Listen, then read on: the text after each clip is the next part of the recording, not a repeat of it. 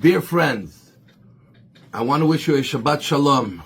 And this is the first Shabbat in what we call the 3-week period between the two fast days, the 17th of Tammuz this past Sunday and Tisha B'Av 2 weeks from Sunday, when we focus on and we mourn over the destruction of the temple, the two catastrophic events, the breaching of the walls of Jerusalem last Sunday and the burning down of both temples, 490 years apart and 2 weeks from Sunday, Tisha B'Av.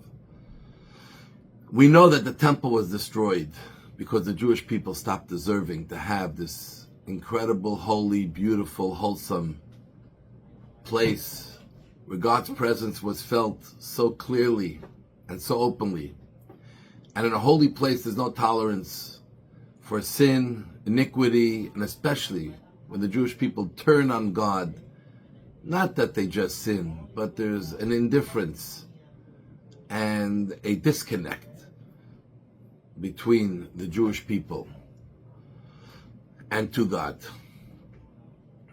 And we know that until the last moment, it could have turned around. Unfortunately, it did not. And therefore we know as well that now, while we are in exile, and close to 2,000 years in exile, in a very quick moment, it can turn around as well. And there's a tremendous lesson from this week's Torah portion. Parsha's Pinchas, always read in the 3 weeks. And the Torah relates how in the episode of Korach and his rebellion against Moshe Rabbeinu, considered the worst rebellion of the Jews, in some way even worse than idol worship, because in idol worship, they were searching something higher. They were searching in the wrong place, but they were searching for something higher. In Korach led a rebellion to destroy any type of authority, to destroy the standing of Moshe Rabbeinu and the leader of the Jewish people, and to allow it to be a free-for-all, and everyone does what they want, when they want. And Hashem made the punishment very severe, immediate and severe, that the initial instigators were swallowed up by the ground, others burnt by fire, and the rest in a plague. And in this story, there's a fascinating event that happened.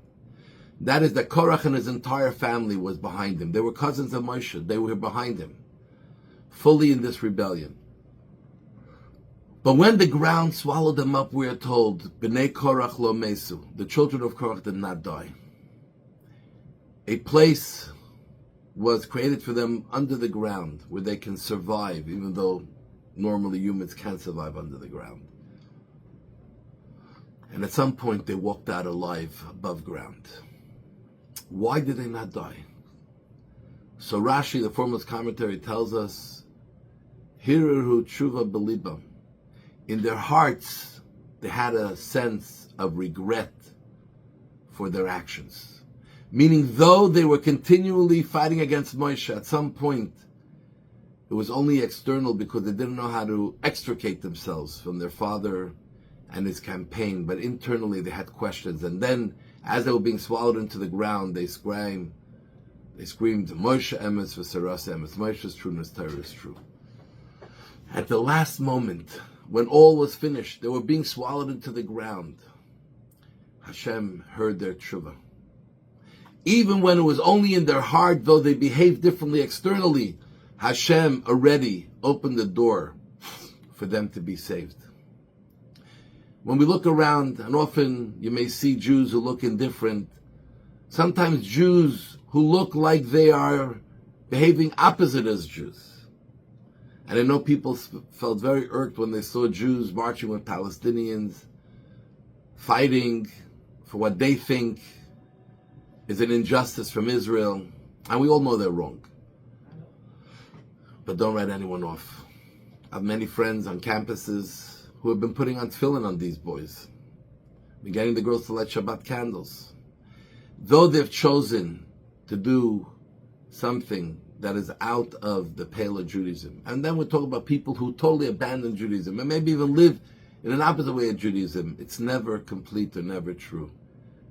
Every Jew inside has the purity of their soul untouched. And at any time, they can just, in their mind, think of a moment they want to come back. And it can all change. And I heard an incredible story from my dear friend, Rabbi Mintz, director of JLI, how in the past trip that they took to Israel with several hundred people, how one of the attendees, a family, came from Victoria, BC, were saying, how did they end up on this trip? They lived in Victoria, BC, far away from anything Jewish and far away from a Jewish life. But there was one thing that the family had that was passed down from generation to generation, and the mother gave it to her son, who were both on the trip eventually later on. And she said, this pillowcase is something special in the family. I don't know why, I don't know what it is, but this pillowcase is something special. I want you to hold on to it. This is all I know and all I have about who we are as a Jew.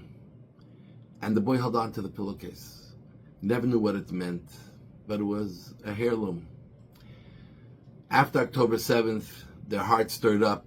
They were interested in finding out more about what it means to be a Jew. Why is Israel being attacked? And they ended up by Chabad. And they talked to the rabbi, and the rabbi invites them to come for a Friday night dinner.